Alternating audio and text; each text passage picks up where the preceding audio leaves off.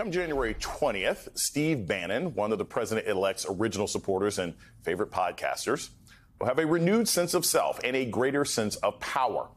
Ahead of that day, he's been telling everyone that will listen that he has promised nothing short of brutal revenge against, quote, deep state players who stand in Donald Trump's way. Andrew Rice of New York Magazine was one of the people Bannon spoke to shortly after he was released from prison. And what Bannon proclaimed was that America had rendered a decisive verdict and that they want Trump back.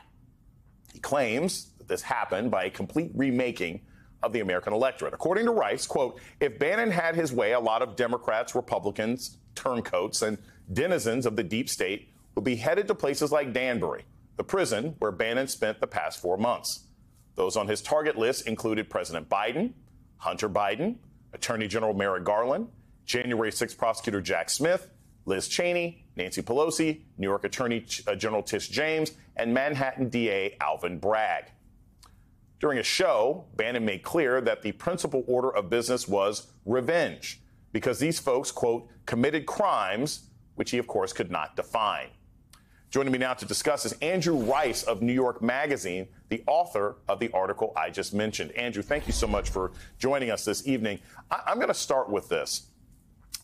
Something I'm really, really committed to, and I've said this multiple times. I'm not going to spend the next 4 years talking about palace intrigue, right? Like I am concerned with the actual news and policy of what's going on here. So I want to start with this. Does Steve Bannon actually think he will be a part of this incoming administration? Because, look, jobs have been offered to every single reality TV show, Fox News host that's out there, but we haven't heard word that Steve Bannon will actually be getting a security clearance to walk into the White House like a lot of other people. Well, Steve Bannon hasn't himself been offered jobs, but look who has been offered jobs. Matt Gaetz was the former co-host, fill-in co-host of the War Room.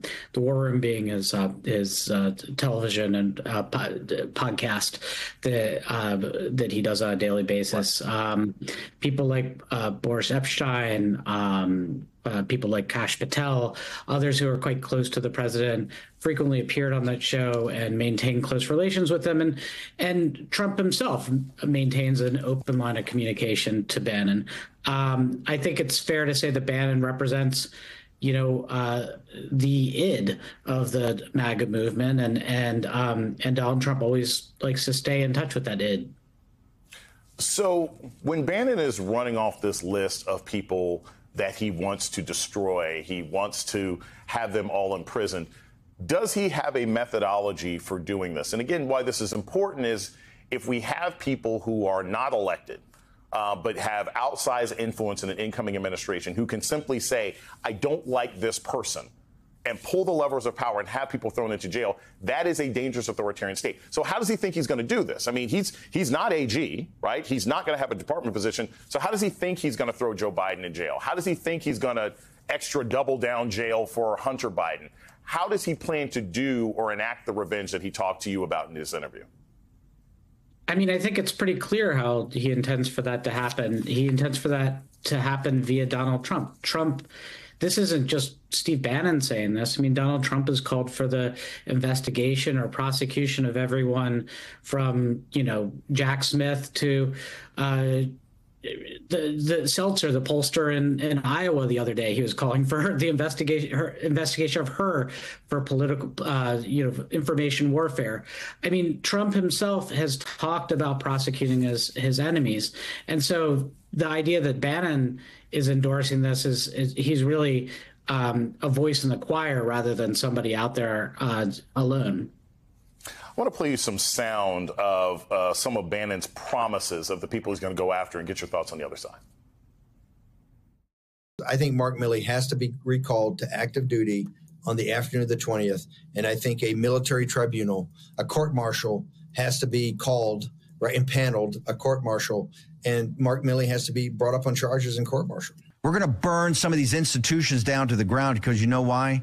They need to be burned down to the ground, metaphorically. The Justice Department's getting swept out. The FBI's getting swept out. You people suck, okay? And now you're going to pay the price. So this is Bannon's tearing down the state rhetoric. He's been doing this for 10, 15 years now. That's not entirely new. He may see his dream come true. Did he express to you in this interview what he thinks any of these institutions should be replaced with? I mean, for example, if you don't like the FBI because they investigated Trump, the FBI also investigates domestic terrorism. The FBI also investigates international crime. The FBI also investigates gun running. So when he says tear down these institutions, does he just want to build them back up, or does he just think they should be gone because the state and bureaucracy are too big? Well, I think that whatever Steve Bannon might want to do, I think that what is more likely to happen is that people who are loyal to Trump, unquestionably loyal to Trump, are going to be placed in control of these institutions. We've seen reporting today that Chris Wray, the FBI director, is likely to be forced out, fired as soon as Trump becomes president, perhaps replaced by Kash Patel, who is a frequent guest on Steve Bannon's show.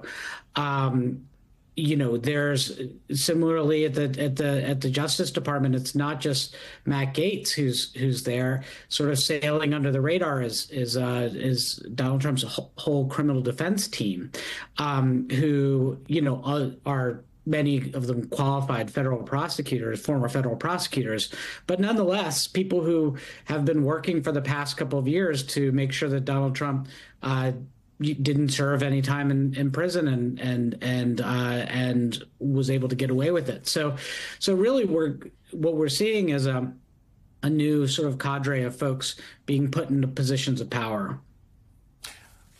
I have to ask this because I think it's really, really, really crucial. Bannon has people who he has established loyalty with because they have appeared on his podcast and because they are sort of kinfolk ideologically. But we have seen, and again, this is not palace intrigue, this is just practical. We have seen that Bannon was pushed out of the previous administration. Is he more aligned with this second Trump administration than the first? So is he likely to be more powerful now than he was the first time? Is he going to be a voice that's going to be listened to and seen less as a threat, but more as a guidepost this time around than he was before? I mean, let's think about who was in the White House when Bannon was pushed out, John Kelly, and others, sort of people who consider themselves to be institutionalists who wanted to kind of cut down on the chaos that surrounded Bannon and others at all times in the White House during the first 6 or 8 months of the first administration.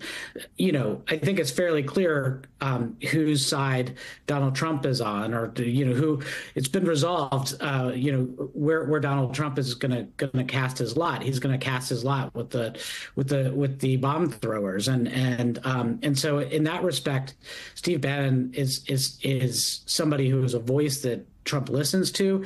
He's a voice that shapes opinion on the right, and so therefore somebody that is worth paying attention to.